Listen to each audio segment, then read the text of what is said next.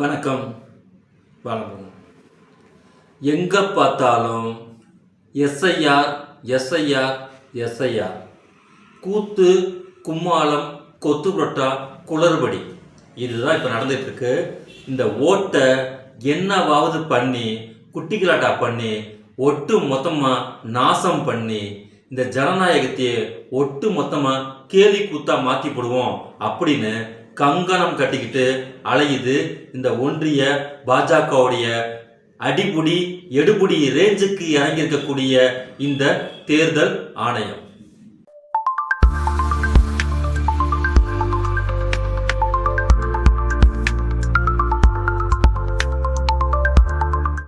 தேர்தல் ஆணையத்துக்கு மிகப்பெரிய மாண்பும் மரியாதையும் இருக்கு.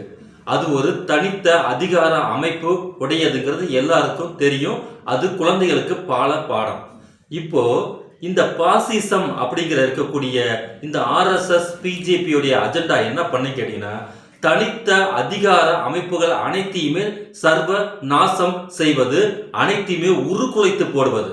இங்கே அதிகாரம் என்பது ஒற்றைமயமாகத்தான் இருக்க வேண்டும் அப்படிங்கிறது தான் பாசிசம். அந்த அதிகாரம் குவியல் ஒட்டுமொத்தமான அதிகாரமும் இங்க இருக்கக்கூடிய மேலாண்மையில் ஆரிய மேலாண்மையின் அடிப்படையில் தான் இருக்கணும்.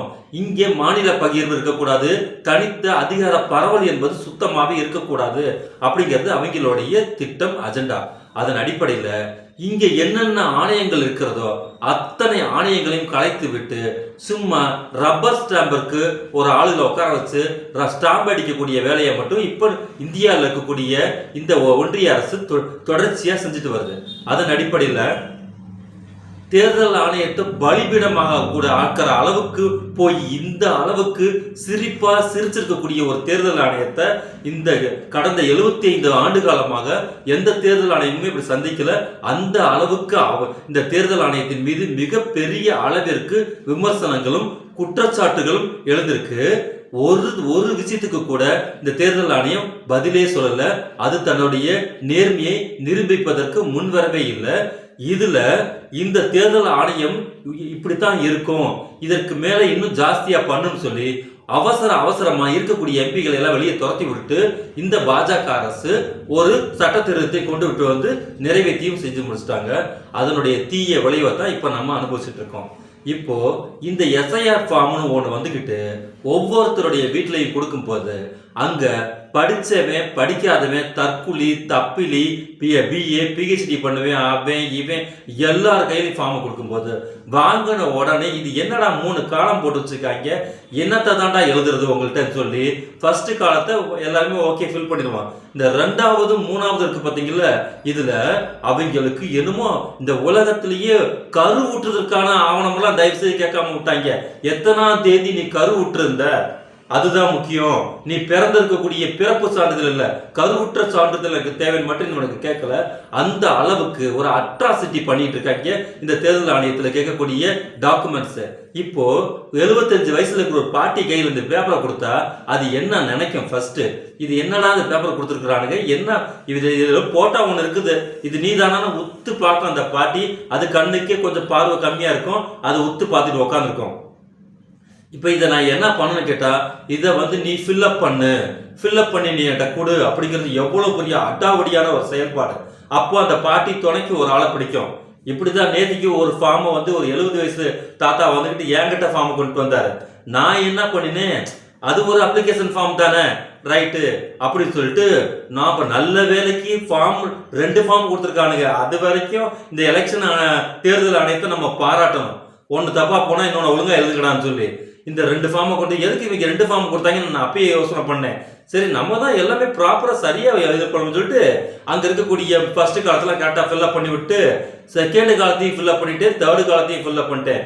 உங்கள் அப்பா அம்மா ஓட்டர் ஐடி எங்க, அவர் செத்து போயிட்டாரு, சரி ஓகே செத்து போயிட்டாருன்னு சொல்லி எழுதியாச்சு.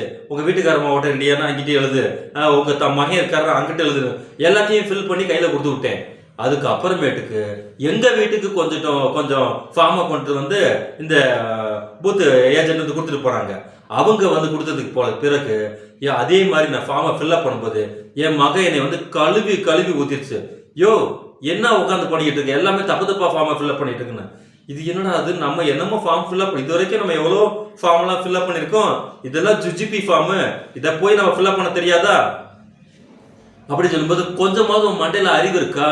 யோசி அவங்க என்ன பிரிண்ட் பண்ணிருக்காங்கன்னு படி. அது என்ன பிரிண்ட் பண்ணிருக்காங்க, என்ன படிக்க சொல்லியிருக்காங்க, என்ன ஆவணம் கேட்குறாங்க, நானும் சுற்றி தான் படிச்சு பார்ப்பேன். அது என்னன்னு எனக்கு புரிய வர மாட்டேங்குது. ஆனா இப்ப இருக்கக்கூடிய 2K பிள்ளைகள் எல்லாமே வந்து 10 வீடியோ பாக்குதுங்க. வீடியோ பார்த்துட்டு அது இதுன்னு சொல்லி உள்ள டீப்பா போய் இந்த இடத்துல இதை பண்ணணும், இந்த இடத்துல அதை பண்ணணும்னு சொல்லி அந்த அளவுக்கு ஓரளவுக்கு படிப்பு வாசனை இருக்கக்கூடிய என்ன சொல்றது மின்னணு வாசனை இருக்கக்கூடிய பிள்ளைங்க தான் இதில் நீ ஒன்று பண்ணி வைக்காத, நான் ஃபில் பண்ணிக்கிறேன்னு சொல்லிட்டு அதை வாங்கி எதை ஃபில் பண்ணி வச்சிருக்கிறாங்க.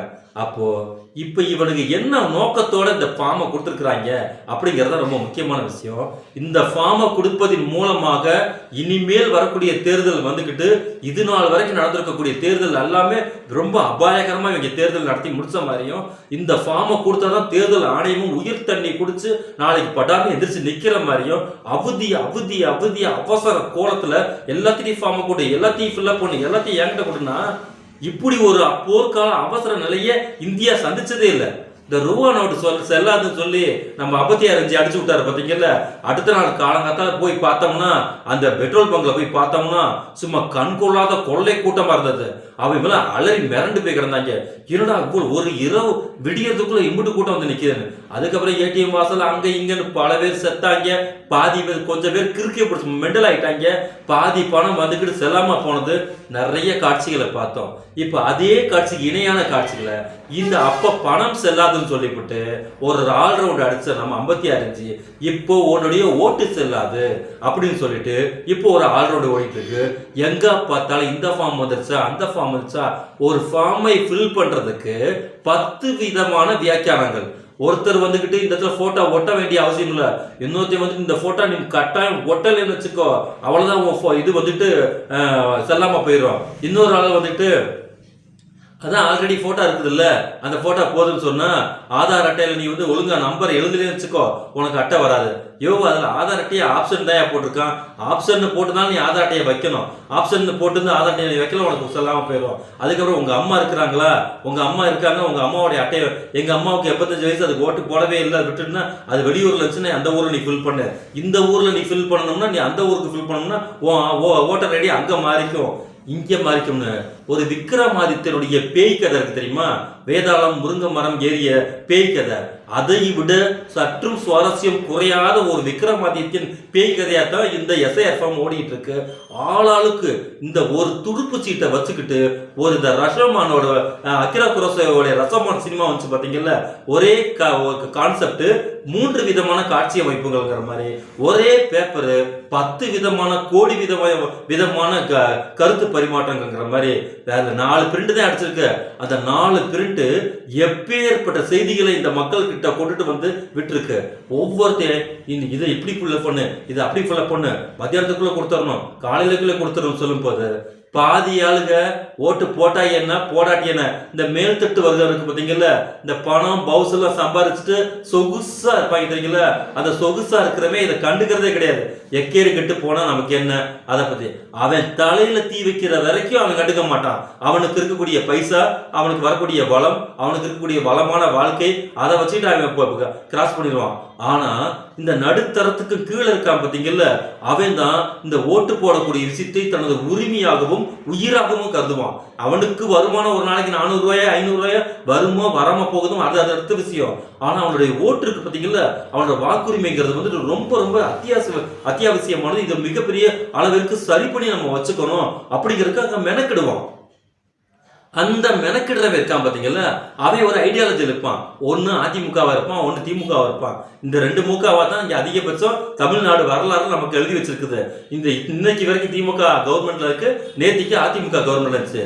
இந்த முகக்களை ஒழிக்க வேண்டியதுதான் இந்த பாஜகவுடைய திட்டம் சொல்லி இந்த அல்லு சில்லறைக்கு சில கம்பெனிக்கு வந்து பாத்தீங்களா பெரிய அளவுக்கு மீட்டிங் நடக்கும் போது இந்த பொறிகடலை வித்து திரிவாங்க பாத்தீங்கல்ல, அந்த பொறிகடலை விற்கிறவங்க கையிலையும் கொஞ்சம் ஸ்நாக்ஸ் வேணுங்கிறதுக்கா கொஞ்சம் கூட்டம் கூடும் பாத்தீங்களா, அந்த மாதிரி பொறிகள் மக்களோட சில்லற பார்ட்டிகளை கொண்டுட்டு வந்து இப்ப களம் இறக்கி விட்டுருக்காங்க.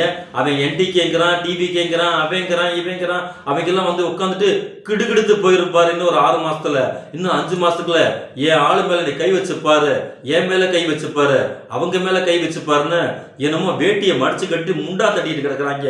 ஏன்டா நாங்க வந்து உங்க மேல கை வைக்கிறோம்? உங்க மேல கை வைக்கிற அளவுக்கு உங்களுக்கு எங்களுக்கு என்ன வாக்கியா வர சொன்னாக்கா, உன் கருத்து கூந்தல வந்துட்டு மக்கள்கிட்ட சொல்ல போற, நாங்க எங்க கருத்தை கொண்டு வந்து மக்கள்கிட்ட சொல்ல போறோம். மக்கள் முடிவு பண்ணுவான் எது வேணும் எது வேணாம் அப்படின்னு சொல்லிட்டு. இதெல்லாம் ஒரு பக்கம் அரசியல் ரீதியா வந்துட்டு இருக்கும் போது அங்க இருக்கக்கூடிய பாசிஸ்ட் கும்பல் என்ன பண்ணு கேட்டீங்கன்னா, ஏன்டா உங்களுக்கு எல்லாம் ஓட்டுன்னு ஒண்ணு இருந்தா தானடா நீங்க எல்லாம் வந்துட்டு இந்த கட்சி வேணுமா, இந்த முக்கா வேண்டுமா அல்லது அந்த முக்கா வேண்டுமான்னு நீங்க முடிவு பண்றதுக்கு எந்த முக்காவுமே உங்களுக்கு கிடையாது. ஓட்டு இருந்தா தான்டா உங்களை வந்து இது பண்ண உங்களுக்கு சிந்திப்பீங்க. அதனால அதையே காலி பண்ணிடுறோம் அப்படின்னு சொல்லிட்டு அங்க இருந்து இங்க வந்துட்டு இந்த அள்ளு சில்ற பார்ட்டி இருக்கு பாத்தீங்களா, அவங்களெல்லாம் விட்டு இவன் யாரு, இவன் எவனுக்கு ஓட்டு போடுவான், எந்த பார்ட்டிக்கு ஓட்டு போடுவான், அப்ப இவனை குறிப்புணர்த்தி வச்சுக்கோன்னு சொல்லிட்டு இங்க பீகார மாடலா வச்சுக்கிட்டு நேற்று தேஜஸ்வி சொன்ன மாதிரி ஆண் வாக்காளர்கள் எத்தனை பேர், பெண் வாக்காளர்கள் எத்தனை பேர்னு சொல்றதுக்கு கூட உங்கள்கிட்ட டேட்டா இல்லையா? என்ன இன்னும் லப்பரா இழுபறியா இழுத்து தள்ளிக்கிட்டு இருக்கீங்க, உங்களுடைய வேலையை நீங்க ஆரம்பிச்சிட்டீங்களா அப்படின்னு சொல்லி அவர் கேட்ட மாதிரி இப்பயே இங்க எல்லாம் உட்காந்துக்கிட்டு நமக்கு தேவையான வாக்குகள் எதுவோ அதை மட்டும் வச்சுக்கிட்டு மிச்சம் இருக்கக்கூடிய வாக்குகள்ல ஒரு சரி பகுதியை தூக்கிட்டோம் வச்சுங்க. எப்படி பீகார்ல ஒரு 65 லட்சத்தை தூக்கணும் பார்த்தீங்கல்ல, அந்த மாதிரி இதுல ஒரு 75 ஒரு 85 லட்சத்தை தூக்கிட்டோம் வச்சுங்க. நம்ம தொந்தரவு இல்லாம பஞ்சாயத்து இல்லாம நம்ம வந்து பாசிஸ்ட் கவர்மெண்ட் வச்சுக்கலாம், இங்க அடிமைகளை வச்சுக்கிட்டு வேலை வாங்கிக்கலாம்னு சொல்லிட்டு பிளான் பண்ணியிருக்கானுங்களா என்னன்னு தெரியல. அதன் அடிப்படையில இந்த எஸ்ஐஆர் ஊருக்குள்ள போந்துக்கிட்டு பெரிய டைனோசர் மாதிரி ஒவ்வொரு சத்துக்குள்ளையும் பொந்துக்குள்ளையும் வந்துக்கிட்டு அவங்களோட உறக்கத்தை கெடுத்துக்கிட்டு இந்த ஃபார்ம் ஃபில்அப் பண்ணி நாளைக்கு காலையில இந்த பச்சை பிள்ளைகள்லாம் பரிசை எழுதிக்கிட்டு ரிசல்ட் வருமோ வராதோன்னு பதட்டத்தில் உட்காந்துருக்கும் பார்த்தீங்களா, அந்த மாதிரி அத்தனை பயிர்களுக்கும் பரிசை பயத்தை கொடுத்து இந்த நமக்கு புதுசா நமக்கு இந்த ஓட்டு போடுற அட்டை வருமா அல்லது வராதா, பழசு தானா அல்லது புதுசா, பழசு இருக்குமா அல்லது இருக்காதா, இது கலர்ல வருமா, மறுபடியும் பிளாக் அண்ட் ஒயிட் காலகட்டத்துக்கே கொண்டுட்டு போய் விட்டுருவானுங்களா, 25 வருஷத்துக்கு முன்னாடி எந்த இடத்துல பூத்துல ஓட்டு போட்டோம் அப்படி இப்படின்னு சொல்லி எல்லாத்தையும் குழப்பத்துல ஆழ்த்தி எல்லாத்தையும் மிரட்சியில உட்கார வச்சுக்கிட்டு அவங்க மட்டும் கூலா உட்காந்து காலாட்டி சிரிச்சுக்கிட்டு இருக்கானுங்க. இந்த எஸ்ஐஆர் பண்ணிருக்கக்கூடிய இந்த கூத்தையும் கும்மாளத்தையும் பல்லை இந்த யானை மதம் பிடித்திருக்கக்கூடிய யானைக்கும் ஒரு அங்குசத்தை போட்டு இழுப்பாங்க தெரியுமா, அந்த மாதிரி 11ஆம் தேதி நாளைக்கு இதை வந்துகிட்டு விசாரணைக்கு நாங்க எடுத்துக்கிறோம், அவசர வழக்காக எடுத்துக்கிறோம் அப்படின்னு சொல்லி உச்ச நீதிமன்றம் கையில் எடுத்திருக்கிறது ஒரு மிகப்பெரிய அளவுக்கு நம்பிக்கையை நமக்கு ஏற்படுத்திருக்கு. இதுல பாதி குறிப்பு அட போயா உச்ச நீதிமன்றம் மட்டும் உனக்கு ஒன்று பெரிய அளவுக்கு மடையா திறந்து விட்டுற போதா அப்படி இப்படின்னு சொல்லி அதுலயும் அவநம்பிக்கையா பேசிட்டு ஒரு குரூப் அலையுது. நாம இந்த டெமோக்ரஸியின் மீது நாம் நம்பிக்கை வைத்திருக்கிறோம். டெமோக்ரஸியின் மிகுந்த அதிகார அமைப்பு கொண்டிருக்கக்கூடிய மிகப்பெரிய ஒரு என்ன சொல்ற அமைப்பு எதிர்க்க நீதிமன்றம். அந்த நீதிமன்றத்தை தான் நம்ம நம்ப வேண்டியது இருக்கு. அதனால என்ன அயோக்கியத்தனங்கள் என்ன அநீதி நடந்தாலும் நாம நீதியின் மீது தான் நம்ம நம்பிக்கை வைப்போம். அதன் அடிப்படையில நாளைக்கு நமக்கு இந்த குளறுபடிகளுக்கு ஒரு நீதி கிடைக்குதா என்பதை பொறுத்திருந்து பார்ப்போம்.